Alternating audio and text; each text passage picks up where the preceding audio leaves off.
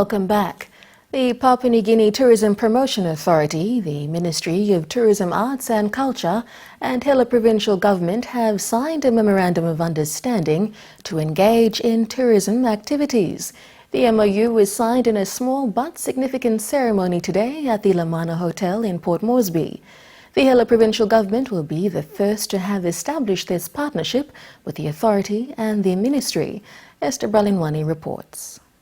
Hela province has potential in tourism apart from non-renewable resources that is extracted from the province. To have its potential in tourism a reality, the Hela provincial government has entered into a joint partnership with the PNG Tourism Promotion Authority, the Ministry of Tourism, Arts and Culture.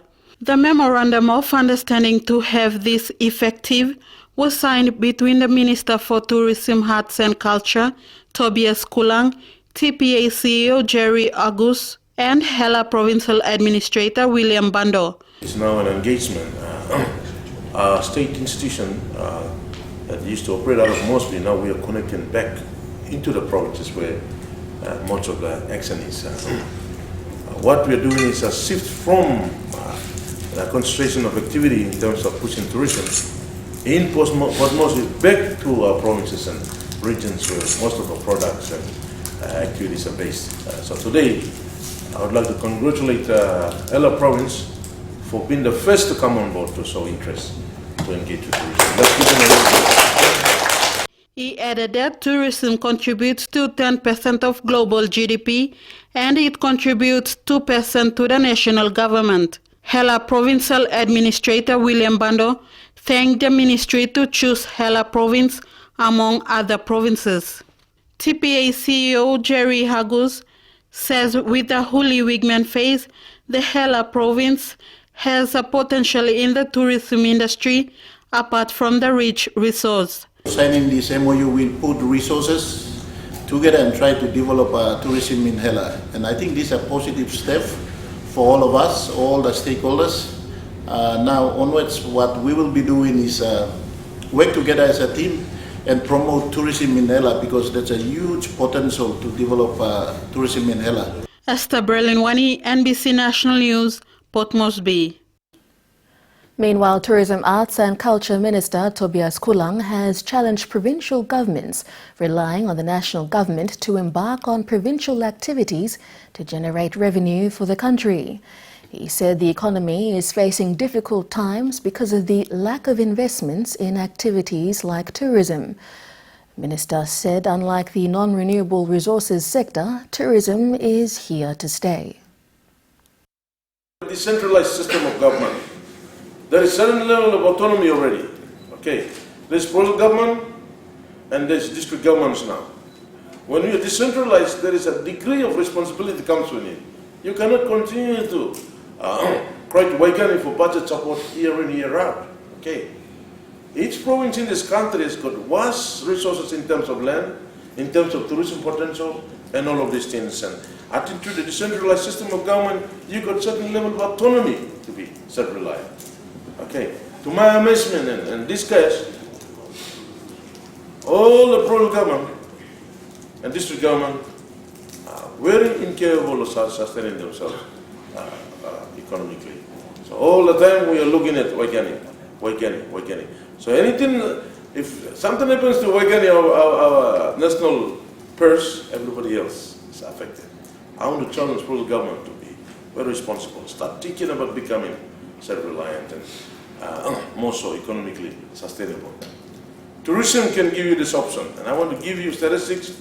Tourism is now contributing 10% to global GDP. It's a known fact. Tourism can build an economic base, like agriculture. Opposition leader Don Pollier has challenged Prime Minister Peter O'Neill to come out clean on the actual state of the country's economy amid mounting reports of rising national debt. Pollier claims there is a mounting national debt of over 56% and has also called on an urgent review of the 2016 budget. Noreen Dada reports. The opposition leader claims the 2016 budget was rushed and was never properly debated in Parliament, further alleging it was part of an attempt to conceal defects in the budget, which he claims is now having severe impacts on the national economy. Polya, in a statement, described the rising debt as a result of a rushed, unrealistic budget, where he further claimed essential areas of health, education, and vital link infrastructure were ignored in favor of hosting national events, amongst other things. In his opening budget speech last year, Treasury Minister Patrick Puraich stated that sharper lower commodity prices led the O'Neill-Dion government to adopt prudent fiscal policies to safeguard PNG's 14-year growth record. It was predicted PNG's growth rate would grow at 4.3%, with some stimulus expected from the agriculture, forestry and fisheries industries. And despite the depreciation of the kina, Minister Puraich had then stated over the medium term, inflation would remain stable at 5.6%. In total, it was predicted the national government revenue would drop by 2.5 billion kina. Amid huge backlog of foreign exchange at commercial banks, mounting national debt of over 56%, and the rising price of goods and services, the opposition leader says it's now time for corrective measures to immediately begin, starting with the review of the 2016 national budget. Noreen Dada, NBC National News, Port Moresby. The people of Kandri and Gloucester in West New Britain Province will now have better access to telecommunication services. The Kandri and Gloucester District Authority, through their local member, Joseph Lelang, have partnered with the National Broadcasting Corporation to have this service accessible by the people. Under the partnership, a telecommunication tower was built in the district as part of the Kandri and Gloucester District Authority project. The tower was launched together with some of the district's projects yesterday by Minister for Information and Communication, Jimmy Miring-Toro. Gabriel Bego reports. It was all celebrations in the small district headquarters of Kandren. Minister for Information and Communication, Jimmy Miring-Toro, with his delegation were given a warm welcome here by the people. The minister was accompanied by NBC Board Chairman Timothy Tala, Acting Managing Director Cora No. Kandren Gloucester MP Joseph Lelang was a happy man when he welcomed the minister with the delegation for the launching of the projects. Okay, you play big man chief place. We play by losing program now. Start hand you play. Thank you. The project has come about following the signing of a memorandum of understanding 2 years ago between NBC and the Kandren Gloucester district. The 2014, we play signing legal MOU, memorandum of understanding, behind memorandum of agreement, one time NBC. Now we play pay cost of 3.3 million kina investment. Our tower now still be stopped. Now I mean not finished long yet. We got plan to make sure that within the next 10 years, for me eradicating rural poverty, the hardships inside of Kandren Gloucester electric. Mr. Lelang also thanked the people and those that have supported in having realized the project. Minister for Communication Jimmy Miring-Toro said such a vital service now opens door for better things to come for the people. All of this tower and we stop in front of you and we signify want to change by come up from here long Kandri and Gloucester.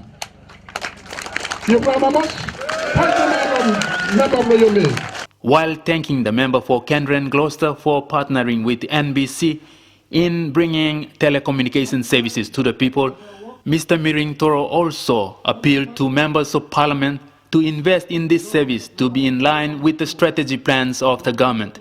All this power, all member only put in, all private company, all this company, now only charging all district, now zero money. So tower, we only using from money from government, only give all private company, only come back that charging again, which is something where you may not like him. Remember me became the decision, me like talk was a good decision, because once TV may link up, once radio may link up, me must talk here, Bioplug seamless na service free. The minister also adds the people to look after the facility provided. Kendren Gloucester is the first district to have partnered with NBC in building a communication tower, and NBC board chairman Timothy Thala is happy that the people can now have better NBC television and radio signals in the district. Gabriel Bego, NBC National News, Port Moresby. The Catholic Bishops' Conference has welcomed the announcement for the resumption of the 2016 academic year at state-owned universities. CBC General Secretary Father Victor Roche commended the government for its effort in trying to salvage the 2016 academic year for the benefit of the students. Father Victor says CBC not only speaks as a concerned body when things go wrong, but it also commends accomplishments when it is due. Gregory Avira reports. Last week's reconciliation ceremony at the University of Goroka and the announcement earlier this week for the resumption of classes at the University of Papua New Guinea have been noted as positive outcomes in salvaging the academic year of state-owned universities. CBC believes the effort by the government is commendable and done so in the best interest of the students and the country as a whole. And we received the news that the classes will resume maybe in September, and we commend the Prime Minister for it. The previous decision to terminate UPNG's academic year has affected many, but CBC believes this effort to correct this issue will restore confidence in the country's tertiary level of education. And we hope that all the state-run universities, the three of them, will be able to bring back the confidence that the people almost had lost. Father Victor said CBC's offer to facilitate reconciliations still stands if they are needed by the concerned institutions. Gregory Avira, NBC National News, Port Moresby. Stay with us on NBC National News.